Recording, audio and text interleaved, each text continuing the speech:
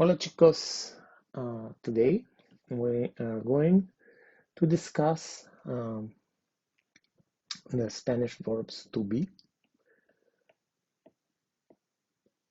and there are two of them, ser and estar. So we're going to see why you use one or the other, and we're going to see why you use one or another in certain situations. Okay.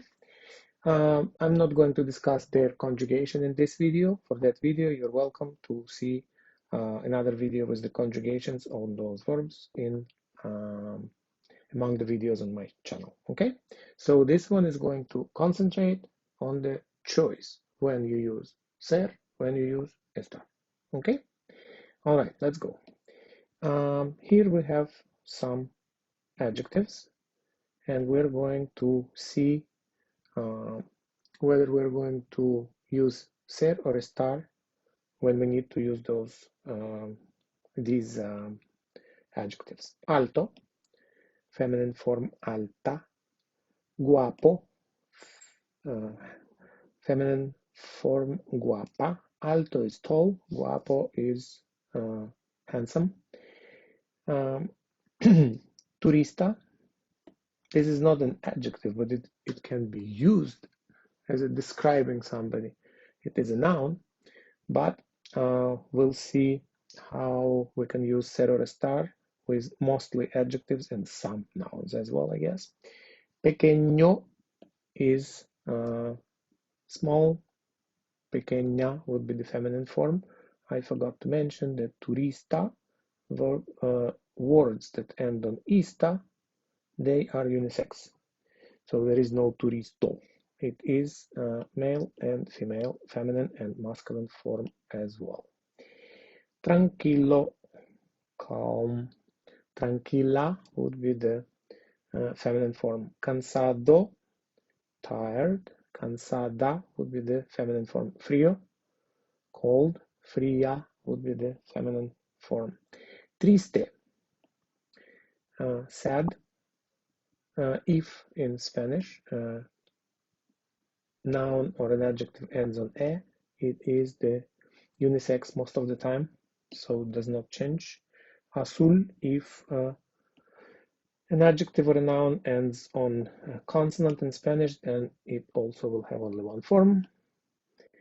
Verde, exactly the same rule. And profesor, it is again a noun, and the feminine form would be ending on a, profesora. Okay. All right. I wanted to point out one more thing. Frío, for example, it could be an adjective or it could be a noun. It could be both. So we'll see how it works with the verb ser or estar. All right, so let's take a look at these two rabbits. Once upon a time, there were two rabbits. They were brothers, twins. One was bad and one was good. El conejo malo.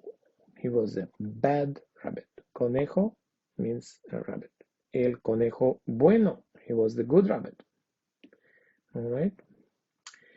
So the good rabbit was starting his morning with a lesson and perhaps with a coffee.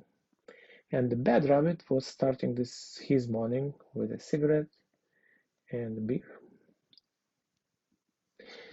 So the good rabbit was studying foreign languages, and he was trying to understand what verbs in Spanish to use to describe the following words: profesor, professor; guapo, handsome; triste, sad; pequeño, little; azul, blue. So let's see. Profesor is a profession, and the profession always will be used with the ser. Guapo is good looking, handsome. Most of the time you're going to use it with ser as well, as an intrinsic quality. Okay. Then the next one is triste. Triste is sad. sad is not an intrinsic quality, it is a condition. If it's a condition, you're going to use ESTAR. All right. Pequeño, it is small. It is the intrinsic quality. So again, you're going to use ser, which is the verb to be that is used with the intrinsic qualities. Cannot be little and then in 5 seconds big and things like that. So it is an intrinsic quality, verb ser. Azul, blue. Again, if you're using it as an intrinsic quality, something is a blue color, let's say his slippers are blue, then you are going to use ser as well. All right? Okay. Then cansado, again, will be the not intrinsic quality. It is a state or condition. And you're going to use estar with the... Okay, so you see here cansado and triste. They are not intrinsic qualities, and therefore you're using the verb estar. The intrinsic quality would be profesor, guapo, pequeño, o azul. Okay, let's see. So here you have few sentences. This is a practice, so I would suggest you turn off your video. Decide whether you need to use ser or estar for those sentences based on whether it is intrinsic quality, permanent characteristic, or something temporary as a state and condition, and then you proceed and you will check whether you did it correct. Okay, so let's stop the video right here, decide that, conjugate the verbs correctly, and then move on. Okay, all right, so let's take a look at it. Ella no está cansada. Cansada is a feminine form of the verb, of an adjective tired. Cansada is tired. It is most likely a condition, and therefore you're going to use the verb estar. So it is the condition or a state, but it's not an intrinsic quality. So we're going to use the verb estar. Ella no está cansada. The next one, nosotros somos turistas. Turistas, you remember, unisex, doesn't change, male or female. Nosotros somos, we are tourists. We are tourists, it is we're not being tourists, we are tourists, at least for now. We're tourists, so we're going to use ser. All right, next one is, ¿estás en Seattle? Are you in Seattle? And here you remember that location is treated in Spanish as a condition or a state. Where are you? I'm in Seattle. And therefore you use estar. So that is not an intrinsic quality. You can be in Seattle today and you can be in Paris tomorrow. All right, next one is, mi amigo está muy triste. Again, triste, you remember, it is the adjective for sad, and está triste is in a condition or a state of sadness. Again, you're going to use estar because it is not the intrinsic quality. Okay, and next one will be, mis amigos son turistas. Again, turistas, again, you are going to use ser, just with a different conjugation. My friends are tourists. Next one is, ellos no están en Acapulco. They are not in Acapulco. It is a location, Acapulco, and you immediately know that it is a state or condition. It will be the verb estar. Tus amigas son guapas. Your friends, female friends, are pretty. Son guapas, and then it is the intrinsic quality, so you use the verb ser and not estar. Su hermano no está aquí. His or her friend, her brother is not here. Again, not here. It is the location, so you're using estar and not ser. Next one is usted está cansadísima. You, formal and female. You know it from the ending. You are very tired. And it is a state or condition. It's not intrinsic quality, so you use estar. I hope it is becoming clearer. Let's see them all together. No, before we see them all together, let's see the cases when you could use ser or estar. Because there are some cases that are not crystal clear. Huh? So, el conejo, we already know that it's a rabbit. El conejo tiene una zanahoria y una manzana. The rabbit has a carrot and an apple. So let's see. Su manzana es verde. His apple is intrinsically green. That is a kind of an apple that is green. And that's why you use ser, which makes sense. It is intrinsic. But you could say su zanahoria está verde. And you might start thinking, just a second, why is that his carrot is green? But remember, the word green in Spanish has two meanings. It means green as a color, and it means green as not ripe. So if we say su zanahoria está verde, it means even though his carrot is an orange color, but it can be green in terms of not ripe.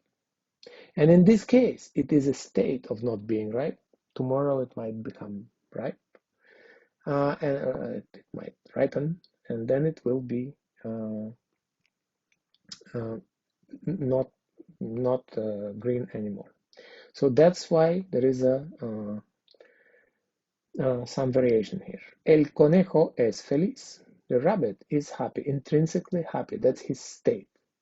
Sorry, it's not his state. It is his personality. If it is his personality, as we decided, we're going to use ser. But if you say el conejo está feliz, maybe he's a sad rabbit, but right now he is in a state of happiness.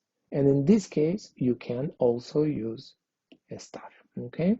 Because he's in a state of happiness, even though normally we just don't know what's he like.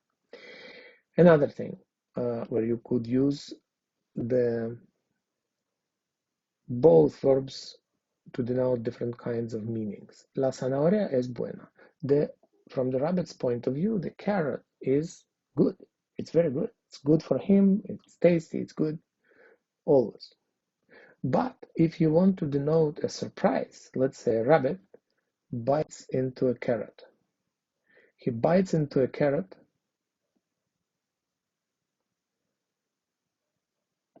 and he is extremely surprised. And so the rabbit says, La zanahoria está buena. Está buena, it means it's very good. But if you use estar in this case, that denotes a surprise, the emotion. Okay?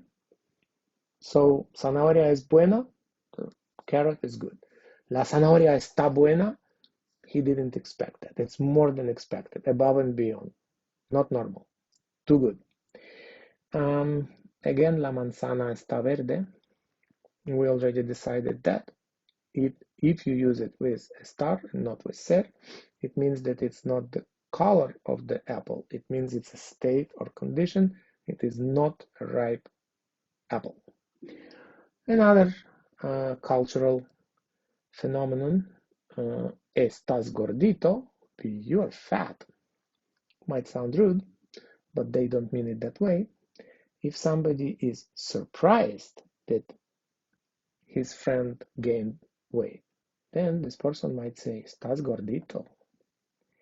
Surprise, gained weight. So as I said, estar in some cases could be used for denoting surprise. And so I showed you a couple of cases when it can be used. All right. And then finally, let's see both two together, ser and estar. Ser is used for the information that might be in somebody's documents: origin, nationality, possession. I have a car. My car is green, things like that. Date and time, age, relationships. He is my father, she's my grandmother. Marital status. He is married, would be es casado. All right, so for the estar, you use it for location,